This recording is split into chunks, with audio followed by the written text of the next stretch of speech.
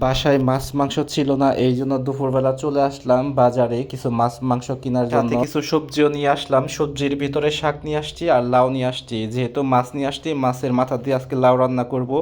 আর বাসায় যেহেতু ঈদের আগে বাজার করা হয়েছিল, ওই জন্য চাল শেষ হয়ে গেছিল, চালও নিয়ে আসলাম। আসসালামু আলাইকুম বন্ধুরা, আমি রমজান ঢাকা থেকে বলছি। কেমন আছো তোমরা? নিশ্চয়ই ভালো আছো। তোমরা যারা আগের ভিডিওগুলো দেখছো তারা তো অবশ্যই জানো, রোজার ভিতরে আমি বাজার করছিলাম, সেই বাজার কিন্তু শেষ হয়ে গেছে। আর ঈদের পরে আর বড় করে কোনো বাজার করিনি। আজকেও যে মাছ মাংস নিয়ে আসলাম সেগুলো বেশি নিয়ে আসি নাই, 2-3 দিনে খাওয়ার জন্য নিয়ে আসছি।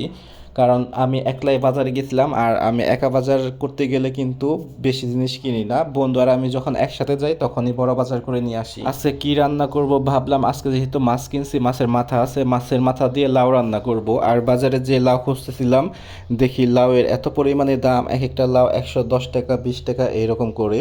পরে আর লাউ ওখান থেকে কিনি নাই, যেখানে বাজারে গেছিলাম সেখান থেকে কিনি নাই। বাজার থেকে আসার পথে রাস্তায় থেকে লাউ নিয়ে আসছি, তাও ছোট একটা লাউ 40 টাকাতে নিয়ে আসছি। লাউটা কিনে একটু কনফিউশনে ছিলাম, ভাবলাম যে এটা মনে হয় সিদ্ধ হবে না, পরে দেখছি না, এটা খুব ভালো সিদ্ধ হয়েছিল।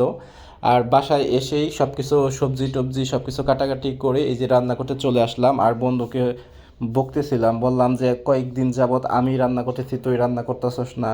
আসলে কয়েকদিন যাবত টানা আমি রান্না করতেছি, তো এই জন্য খুবই বিরক্ত লাগতেছে। দেখি কালকে থেকে বন্ধুকে দিয়ে রান্না করা। লাউয়ের দোকানে দেখলাম কলমি শাক আছে, পরে ভাবলাম এক আটি কলমি শাক নেওয়া যায়। কয়েকদিন যাবত কিন্তু অন্য ধরনের শাক, বিভিন্ন ধরনের শাক খাওয়া হচ্ছে, কিন্তু কলমি শাক খাওয়া হচ্ছে না। এই জন্য এক আটির সাথে করে কলমি শাকও নিয়ে আসলাম, দুইজনের একবেলা হয়ে যাবে। আর গাইস দেখো, সব কিছু কেটে কুটে কিন্তু এই যে রান্না করতে চলে আসছি। আর দেখো সব মশলা দিতেছি, যেহেতু মাছের মাথা দিয়ে রান্না করব এই জন্য একটু মশলা বেশি করে দিতেছি। লাউয়ের সাথে কিন্তু সাধারণত বেশি মশলা দিলে লাউ ভালো লাগে না, তেল টেল মশলা টশলা কম দিয়ে রান্না করলে লাউ পছন্দ করি, মানে ভালো লাগে। কিন্তু মাছের মাথা, মাছের লেজ এইসব দিয়ে কিন্তু রান্না করলে মশলাটা একটু বেশি লাগে। আমার সব থেকে বেশি ভালো লাগে লাউ রান্না করলে টাকি মাছ, টাকি মাছের মাথা, শোল মাছ, এইসব মাছ দিয়ে কিন্তু লাউ বেশি মজা লাগে। এখন যেহেতু ওই মাছ নাই, তাই পাঙ্গাস মাছের মাথা দিয়েই রান্না করতেছি। আর যে কোনো মাছের মাথা দিয়েই ভালো লাগে, কিন্তু সব থেকে বেশি ভালো লাগে শোল মাছ, টাকি মাছ, এইসব মাছ দিয়ে। মাছের মাথা দিয়ে লাউ রান্না করলে মাছের মাথাটা একটু ভালো করে কষাইতে হয়। এই যে দেখতেই পাচ্ছ খুব সুন্দর করে কিন্তু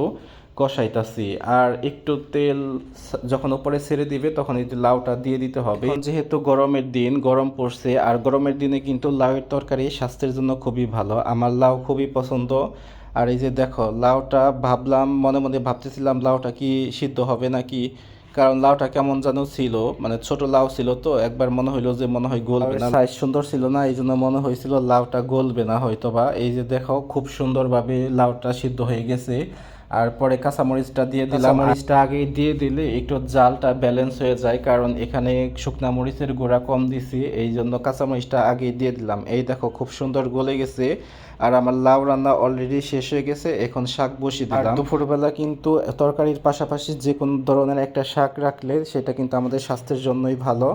আর গাইস, তোমাদের যদি অবশ্যই ভিডিওটা ভালো লাগে, তোমরা কিন্তু অবশ্যই একটা লাইক কমেন্ট আর একটা শেয়ার করে দিও। আর যাদের নতুন যারা, তারা একটা ফলো দিয়ে রেখো।